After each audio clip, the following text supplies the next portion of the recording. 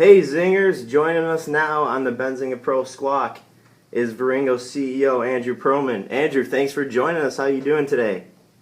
I'm great. How are you doing? Doing good, doing good. Just jumping right into it, tell us a little bit how Facetones is performing. So FaceTime has been an app that we've had in the market for about 18 months.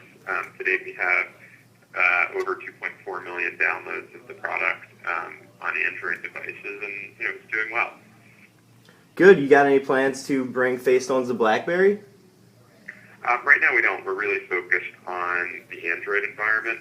BlackBerry is a diminishing universe, and there are also some really large technical hurdles to make apps, especially ours, work on BlackBerry devices. So right now, we have no plans to work on that. All right.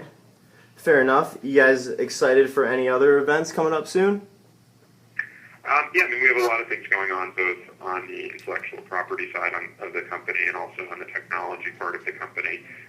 We've talked in our most recent filings and some of our press releases about some of the things that we're doing around next generation radio, and that Ken Lang, who is the inventor of the Lycos patents, is doing, focused on that. And then separately, there are a number of events that are coming up in the course of our litigation against ZTE. Most notably a hearing that we have in Germany in October on that patent infringement case. So there's a lot for us to be excited about over the coming months. Could you maybe talk about how you feel about the Microsoft licensing agreement versus what you may have expected? Yeah, so I think that there was a lot of speculation in the market as to what it was worth, and really all I can say is we feel that we came to positive, mutually agreeable terms, and we feel positive on the agreement that we were able to close with Microsoft.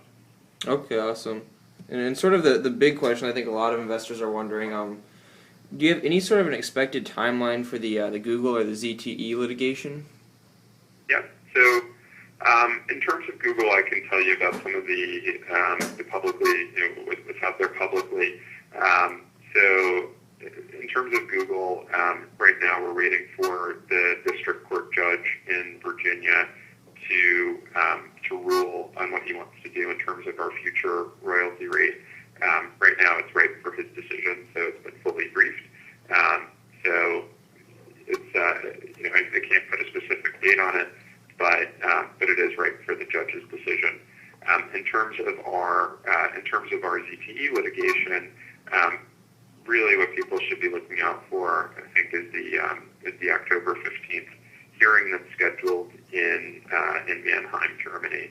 And there are two patents in suit, and we view that as a very important place for everybody to be focused. Okay. Getting away from maybe the litigation side of things a little bit more, do you guys have any plans to add any new team members soon?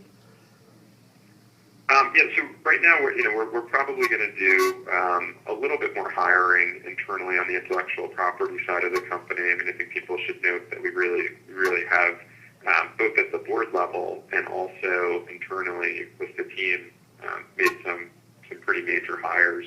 At the board level, we had a guy named Ashley Keller join our board who runs a litigation financing fund, and before that he worked at Bartlett Beck, one of the best litigation shops in the country, as a partner.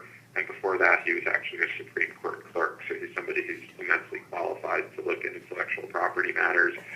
We also had a guy named Noel Spiegel come in to chair our audit committee, who spent over 40 years at Deloitte running their audit practice. We also had a new CFO come and join us. She came to us from NBC Universal, and we also made two hires so far this year internally in terms of IT counsel. So we might do a little bit more hiring, but right now I think we've done a pretty big job in the people that we've added to our team, and we're very excited about who's decided to join us. Okay, and I've got one last question for you now on the air. I know that you guys have been involved with the Google trial for a long period of time, and so do you have any plans to raise an additional capital in the near future? So right now we have no plans to raise additional capital. Our last reported numbers, we had about $50 million in cash and absolutely no debt. I think that the one obvious caveat would be if we found an asset that we really of, but we would only do that if that was accretive to shareholders. So right at this moment, we have absolutely no plans to raise any more money. All right, Andrew, that should do it. Thanks for joining us on the Squawk today. Sure, my pleasure. Thanks for having us. All right, we'll talk to you soon. CEO of Vringo, Andrew Perlman.